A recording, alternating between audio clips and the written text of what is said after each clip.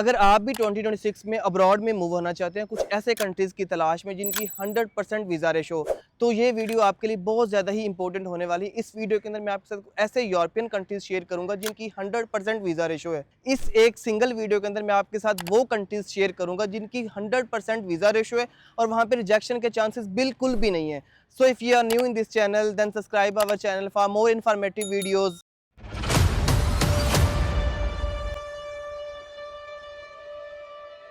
Assalamu alaikum everyone, this is me Umar Salim from University's Page Visa Consultant. I hope that you are good and would be having sound health. तो ये video आपके लिए बहुत ज़्यादा ही important होने वाली है अगर आप 2026 में अब्रॉड में मूव होना चाहते हैं और सोच रहे हैं कि आपका वीज़ा रिजेक्ट ना हो, आपका टाइम और आपका बजट बिल्कुल सेफ रहे।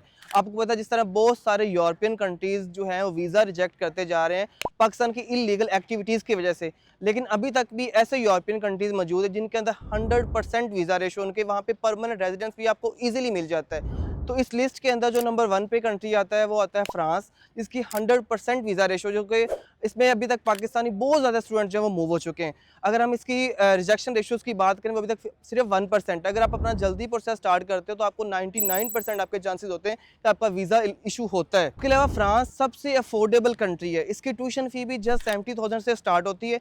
हाँ, थोड़ा सा एलिजिबिलिटी क्राइटेरिया टफ होता है, अगर आपका CGPA 3 तो आपका ईजिली एडमिशन भी हो जाता है। और वीज़ा रेशो के अकॉर्डिंग तो आपको पता हमेशा से फ्रांस जो है टॉप ट्रेंडिंग कंट्री रहा है और इटली के बाद ये एक अफोर्डेबल कंट्री है। एंड नेक्स्ट जो कंट्री आता है वो आता है यूरोपियन साइप्रस, जिसकी भी 99% जो है वीज़ा रेशो है।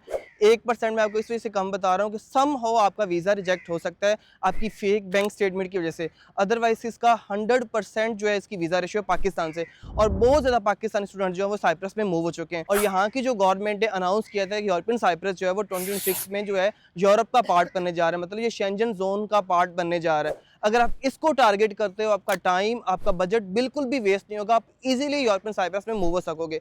अगर हम इसके टोटल बजट की बात करें, आपका जो टोटल बजट है वो 15 to 18 लाख तक आ सकता है पाकिस्तान से साइप्रस जाने तक, जिसमें आपकी एयर टिकट, आपकी शॉपिंग, आपकी ट्यूशन फ़ी, आपकी अदर अलाइड एक्सपेंस वगैरह जो वो इसमें शामिल होते हैं। अगर हम नेक्स्ट कंट्री की बात करें उसकी तो 100% वीज़ा रेशो, अगर आप मैरिड अपने स्पाउस को लेके जाना चाहते हैं इस कंट्री के अंदर आप इजीली मूव हो सकते हैं, इवन कि अपने आप स्पाउस को फ्री ऑफ कॉस्ट लेके जा सकते हैं। इस कंट्री के अंदर जो आपका टोटल बजट आएगा वो 20 से 25 लाख तक आएगा। मैं जिस कंट्री की बात कर रहा हूँ वो कंट्री है स्वीडन, जो कि शेंजन में भी आता है, एक यूरोपियन कंट्री है। इसकी एम्बेसी अभी पाकिस्तान में ओपन हुई है, इस वजह से बहुत ज़्यादा ये अपॉर्चुनिटीज़ का हब बना हुआ है। यहाँ पे जॉब्स की अपॉर्चुनिटीज़ भी बहुत ज़्यादा है।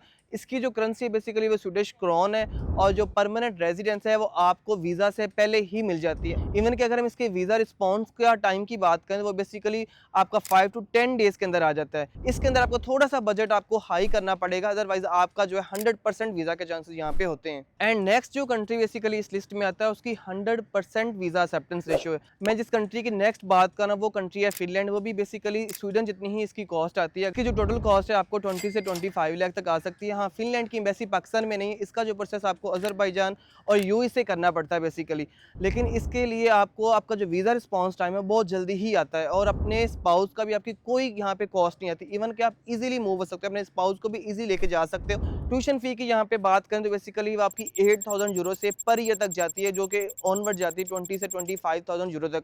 बहुत सारी ऐसी यूनिवर्सिटीज़ भी हैं जिनकी फ़ी बेसिकली 15 लाख से स्टार्ट होती है और वो 18 लाख तक जाती है, आप उनको भी टारगेट कर सकते हो। यहाँ पे आइट्स मस्ट रिक्वायर्ड होगा। कुछ यूनिवर्सिटीज़ के अंदर आपको 6 से कम बैंड वाली भी जो यूनिवर्सिटीज़ हैं वो मिल जाएंगी, आप उनको भी टारगेट कर सकते हो। उसके बाद नेक्स्ट कंट्री की बात करें, इसके अंदर आप 7 लाख बजट के अंदर आप मूव हो सकते हो और मैं जिस कंट्री की अब बात कर रहा हूँ वो कंट्री है ऑस्ट्रिया। ये भी यूरोपियन यूनियन का एक अपॉर्चुनिटीज़ का हब है और ये शेंजन में भी आता है। यहाँ पे आपको बजट आपने हाई करने की ज़रूरत नहीं है, अगर आपका लो बजट भी है 7 लाख वाला देन भी आप इसमें मूव हो सकते हो। बेसिकली ऑस्ट्रिया की जो ट्यूशन फ़ी है वो 738 यूरो से स्टार्ट होती है, जो कि बहुत ही मिनिमम हो, ये 1 ईयर की होती है और ये आपको आफ्टर वीज़ा ऑन अराइवल देनी होती है। इसके अलावा अगर हम इसकी रिक्वायरमेंट्स की बात करें, अगर आपका 3+ CGPA तो आपका ईजिली यहाँ पे एडमिशन हो जाता है और यहाँ पे आइट्स की रिक्वायरमेंट्स अब जो है 2026 में मस्ट हो जाएगी, क्योंकि 2025 में बहुत ज़्यादा यूनिवर्सिटीज़ ने आइट्स मस्ट कर दिया था। अगर आपके लो बैंड्स लाइक 5.5 है देन भी आप यहाँ पे एडमिशन ले सकते हो। अगर आपका बजट 20 से 25 लाख वाला नहीं है और आप मूव होना चाहते हो तो इस कंट्री को आप मिस मत कीजिएगा। ये कंट्री भी 100% पाकिस्तान से जो है अपनी वीज़ा की एक्सेप्टेंस रखता है। एंड नेक्स्ट जो 6 नंबर पे आता है जिसकी वीज़ा एक्सेप्टेंस जो है 95% है, वो पाकिस्तानी स्टूडेंट का मोस्ट फेवरेट कंट्री है, वो है इटली। हाँ, यहाँ पे सम आपको अपॉइंटमेंट के इश्यूज़ मिलते हैं, लेकिन जो वीज़ा इसकी रेशियो वो बहुत अच्छी है। अभी 2025 में हमारे ब्रांचेस में से 45 वीज़ा जो है वो ग्रांट हो चुके हैं, और अगर हम ओवरऑल बात करें तो 80% जो है इसकी वीज़ा एक्सेप्टेंस रही है। अभी थोड़ी बहुत इसकी वीज़ा रिजेक्शन आना स्टार्ट हुई है, वो भी क्योंकि एम्बेसी का एक कोटा होता है, अगर आप लेट अप्लाई करते हो देन आपका वीज़ा रिजेक्ट होता है। और इटली से बेस्ट और अफोर्डेबल ऑप्शन आपको नहीं मिलेगा। अगर आप 2026 में प्लान बना रहे हैं और आपका बजट जस्ट 3 से 4 लाख वाले, तो आप इटली को मस्ट टारगेट कर सकते हैं।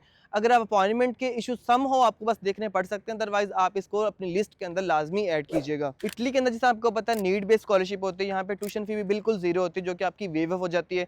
यहाँ पे आपका कोई एक्सपीरियंस नहीं देखा जाता, वहाँ पे आइट्स की रिक्वायरमेंट भी नहीं होती, आप टॉप रैंकिंग यूनिवर्सिटीज में भी विदाउट आइट्स से अप्लाई करके एडमिशन ले सकते हैं। एंड लास्ट पे जो 3 कंट्रीज आते हैं, अगर हम उनकी बात करें, अगर आप उनको भी टारगेट करते हैं, उनकी एम्बेसीज बेसिकली पाकिस्तान में नहीं है, लेकिन आप उनको टारगेट करते हो, आप इजीली मूव हो सकते हो। मैं जिसकी बात कर रहा हूँ वो एस्टोनिया, माल्टा और लिथुआनिया, इन कंट्रीज़ को आप इजीली टारगेट कर सकते हैं। हाँ, इन तीनों कंट्रीज़ की एम्बेसी पाकिस्तान में नहीं है, लेकिन आप अपना इन कंट्रीज़ के अंदर प्रोसेस करते हो, एस्टोनिया का, माल्टा का, लिथुआनिया का, आप इजीली मूव हो सकते हो। लिथुआनिया की जो कॉस्ट है आपको 17 लाख तक आएगी, माल्टा की अगर हम बात करें उसकी जो कॉस्ट है आपको 19 लाख तक आ सकते हो, एस्टोनिया की बात करें उसके आपको 20 से 21 लाख तक आ सकती है। और ये कॉस्ट आपकी बिल्कुल टोटल, इसमें कोई हिडन कॉस्ट आपकी नहीं होगी। ये बेसिकली पाकिस्तान से माल्टा, लिथुआनिया और एस्टोनिया जाने तक की है।